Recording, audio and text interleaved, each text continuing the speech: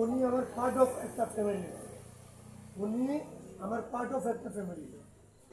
উনি আমার বাংলাদেশি না, তারপরও পার্ট অফ আমার ফ্যামিলির মানুষ। যেমন ওই যে আমার লাইফে একজন আছে আমার বড় ভাই, উনিও যেমন আমার পার্ট অফ একটা ফ্যামিলি। আবার ওই যে আমার মাহমুদা আপু, উনিও আমার পার্ট অফ আমার ফ্যামিলির মানুষ।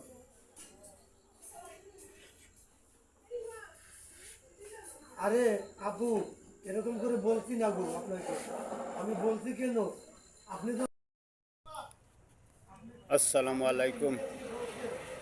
আমরা এখন বর্তমানে রানীগঞ্জের ব্রিজ ফারুইয়া জগন্নাথপুর যাওয়ার আগে আমরা চায়ের আড্ডায় ঠিকানো একটা করছেন মালিক হইলা গাড়ি সজন চিরির। এই ভদ্রলোকে খুব সুন্দর জায়গা, খুব সুন্দর প্লেস করছেন। ওই জায়গার মাঝে আমরা আইছি চায়ের চা খাইমু আর চায়ের আড্ডা, অর্থাৎ গল্প সল্প করমু কিছু সময়। ওই জায়গা কি 2-3 দিকে দিয়ে পাওয়ার সাইড আর একদিকে দিয়ে রোড, খুব সুন্দর প্লেস, খুব আরাম লাগে। খোলা জায়গা থাকলে মনে হয় ঠান্ডা ওদারা কম লাগে না কি তাকে জানে, আর গ্রামের ভিতরে থাকলে ঠান্ডা ওদারা বেশি লাগে, কারণ ঠান্ডা তো মনে ওদারা কম লাগে আমরা কাছে।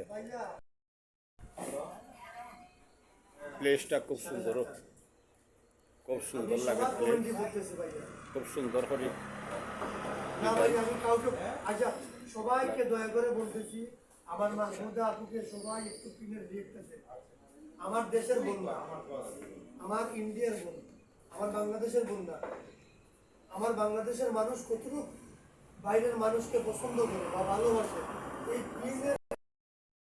খুব সুন্দর প্লেস, খুব সুন্দর লাগে, খুব আরামদায়ক জায়গা, খুব ভালো লাগে, হাঁটতেও ভালো লাগে।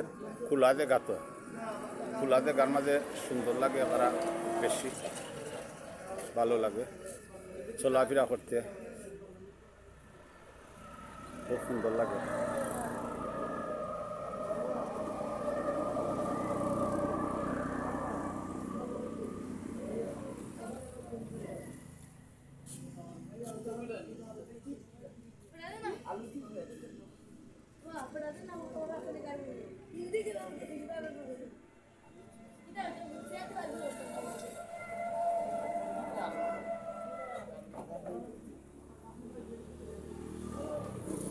ধন্যবাদ।